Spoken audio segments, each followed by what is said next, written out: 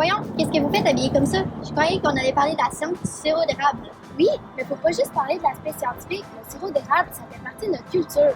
T'as raison. On n'est pas juste des scientifiques, on est aussi des Québécoises.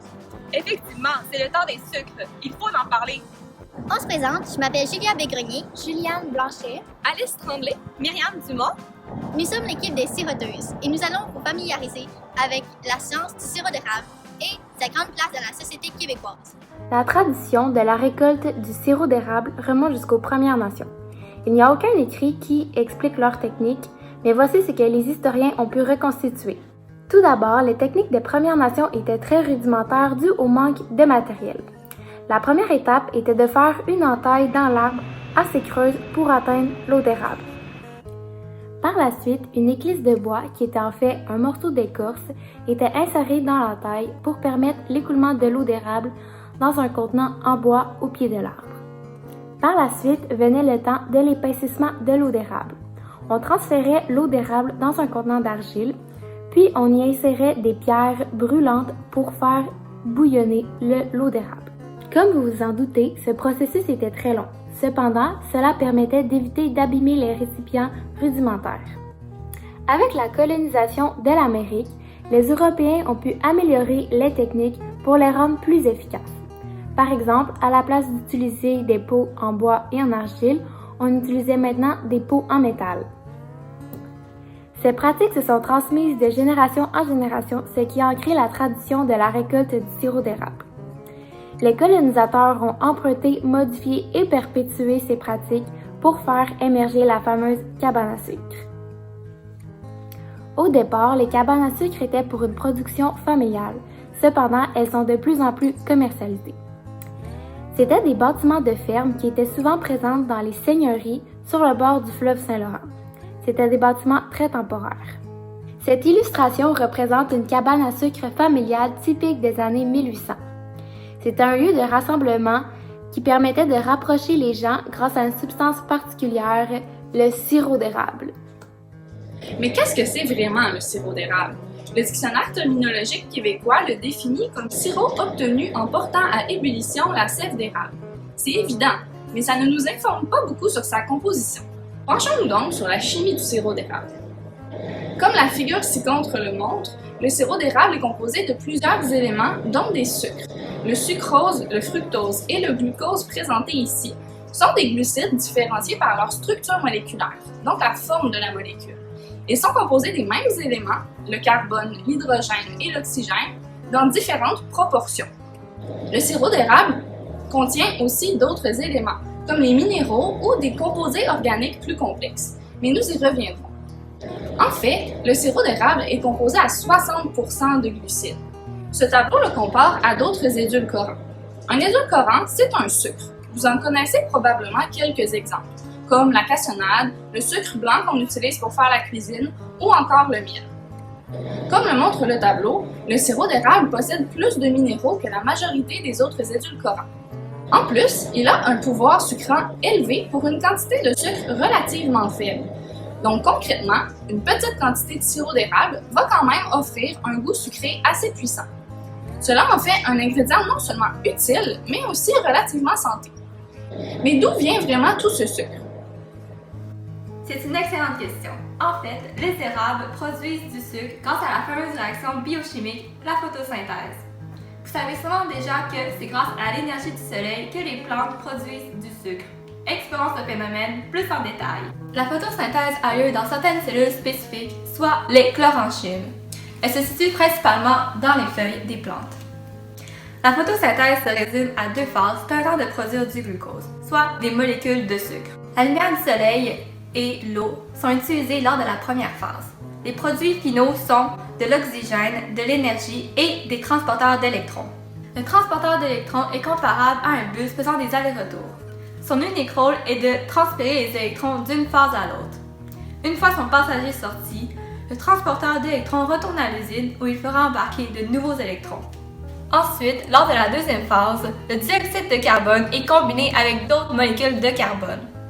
L'énergie et les électrons provenant des transporteurs d'électrons, soit ces fameux bus, sont impliqués dans ces réactions. Le produit final est le glucose, soit des molécules de sucre. Ces sucres quittent les cellules du chlorenchyme pour aller rejoindre la sève. Au printemps, la sève des érables, mieux connue sous le nom d'eau d'érable, est ensuite prélevée des arbres. Il faut en revanche savoir qu'entre la sève que produit l'arbre et le sirop d'érable qui se trouve sur les étagères des épiceries, il y a plusieurs étapes. Attaquons-nous à ces étapes qui constituent le procédé industriel du sirop d'érable. La première étape, c'est l'entaillage. Cette étape consiste à venir faire une brèche au niveau du tronc de l'arbre afin d'y installer un chalumeau pour par la suite récolter la sève. Il est même possible de faire plusieurs entailles sur un même tronc, dépendamment de sa taille. À la suite de cette étape de préparation succède l'étape de la coulée de la sève. Pour recueillir la sève qui s'écoule des chalumeaux, il existe deux méthodes. La première méthode utilise des chaudières, alors que la deuxième méthode utilise un système de tubes. Par exemple, pour des érablières un peu moins industrialisées ou plus anciennes, l'eau d'érable qui s'écoule des chalumeaux tombe dans des chaudières qui sont recueillies à la main puis accumulées dans des tonneaux pour être transportées vers l'érablière. Pour des érablières qui sont plutôt de grands producteurs de sirop d'érable, l'eau d'érable est transportée par des tubes appelés tubulures. L'eau d'érable est ainsi directement acheminée à l'érablière. La prochaine étape est la concentration de l'eau d'érable. Donc, l'eau d'érable qui se trouve dans un grand bassin en acier inoxydable va tout d'abord subir un processus d'osmose inverse. Donc, l'osmose inverse, c'est quoi? C'est un processus qui permet de séparer une partie surplus d'eau contenue dans la sève à l'aide d'une membrane semi-perméable. Pour ce faire, l'eau d'érable ou la sève va être compressée contre la paroi à l'aide de pistons et cette membrane semi-perméable-là va seulement faire passer les molécules d'eau. Ainsi, l'eau pure, une partie de l'eau pure contenue dans la sève va être séparée de la sève et va par la suite être utilisée à d'autres fins. Après le processus d'osmose inverse, le sirop d'érable contient encore beaucoup d'eau. C'est pourquoi l'étape d'évaporation est nécessaire.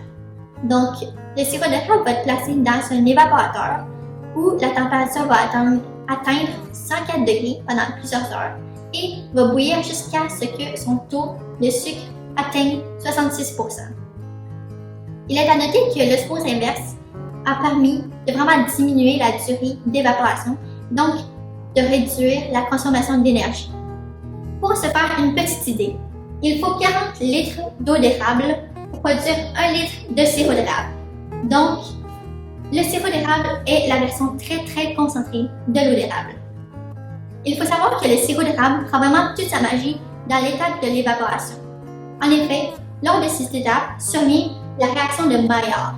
Cette réaction confère vraiment toutes les propriétés caractéristiques uniques au sirop d'érable, telles que son arôme et sa couleur. Donc, sans évaporation, il n'y a pas de sirop d'érable. Après toutes les étapes que Julia vient de mentionner, il en reste une dernière, la classification du sirop d'érable. En effet, au Québec, on classe le sirop d'érable en 4 catégories différentes selon son goût ou sa couleur. Les 4 catégories sont doré, ambré, foncé ou très foncé. J'ai ici avec moi différents échantillons de sirop d'érable. Celui-ci est de classe dorée, celui-ci est de classe foncée et celui-ci est de classe très foncée. On analyse la couleur du sirop d'érable grâce à un outil qu'on appelle le spectrophotomètre. J'en ai un avec moi ici.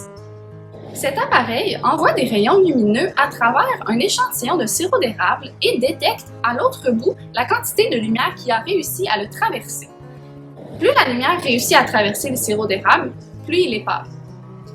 Selon cette table du gouvernement du Canada, le sirop d'érable doré devrait transmettre plus de 75% de la lumière, tandis que le sirop très foncé devrait en transmettre moins de 25%. Essayons-le. Comme le montre la démonstration suivante, le sirop doré a transmis 79,4% de la lumière, tandis que le sirop très foncé en a transmis seulement 6,7%. Ils sont donc conformes à leur catégorie. Le processus d'évaporation lors de la fabrication du sirop d'érable a un grand rôle à jouer dans la classe qu'il occupera, car il modifie sa composition chimique. En effet, lors de ces étapes, des réactions chimiques synthétisent des molécules plus complexes. L'une de ces molécules, unique au sirop d'érable, est le québécol, nommé ainsi en l'honneur de la grande production de sirop d'érable au Québec. Le québécois est une molécule de type polyphénol, c'est-à-dire une molécule organique ayant des propriétés antioxydantes. Vous avez probablement déjà entendu parler des aliments antioxydants, comme le brocoli ou les bleuets. Ces molécules ont des bienfaits pour la santé, comme prévenir les cancers. En effet, les polyphénols se lient aux molécules oxydantes dangereuses, qu'on appelle les radicaux libres, et annulent ainsi leur effet nocif. Le sirop d'érable possède 67 types de polyphénols. Il est donc un aliment de choix à consommer occasionnellement. Attention, il ne remplacera toutefois pas vos fruits et vos légumes. Parlant de végétaux, intéressons-nous davantage à la circulation de la sève dans les arbres. Il existe deux types de sève, la sève élaborée et la sève brute. Il a été mentionné précédemment que les sucres quittent les cellules du chlorenchyme pour aller rejoindre la sève. Il était question de la sève élaborée. Elle est riche en molécules organiques telles que le sucre. Les molécules organiques sont produites dans les cellules photosynthétiques, principalement situées dans les feuilles. Le deuxième type de sève est la sève brute. Elle circule toujours dans la même direction, des racines vers les feuilles. Elle est constituée d'eau et de minéraux absorbés par les racines. Ces minéraux, des molécules inorganiques, sont nécessaires à la production des molécules organiques. C'est pourquoi la sève brute doit monter jusqu'aux feuilles. La façon de la sève brute est réalisée grâce à la transpiration foliaire. En résumé, cela revient à l'évaporation de l'eau au niveau des feuilles. Imaginez la sève brute comme une corde. Au niveau des feuilles, l'énergie lumineuse du soleil tire sur l'extrémité de la corde en dehors de la plante. Alors, toute la corde suit ce mouvement de tension vers le haut. Par contre, au printemps, pendant la saison des sucres, les arbres n'ont plus de feuilles. La sève brute des érables, mieux connue sous le nom d'eau d'érable, est tout de même recueillie. Mais comment est-ce réalisable sans la transpiration foliaire? C'est grâce à la succession de gel et de dégel. En fait, la circulation de la sève brute des érables se résume en deux phases, l'absorption et la coulée. L'absorption de la sève brute a lieu pendant les nuits froides. Les extrémités des branches gèlent, le bois se contracte et les gaz se compressent. Un vide est alors créé et cela provoque une énorme force de succion. L'eau du sol est alors absorbée vers le haut. De plus, lors de son ascension, une certaine quantité de sucre se rajoute à la sève brute. Ce sucre provient des réserves accumulées lors des périodes chaudes. La deuxième phase est la coulée. Elle a lieu pendant la journée à des températures au-dessus de 0 degrés Celsius. C'est la période de dégel.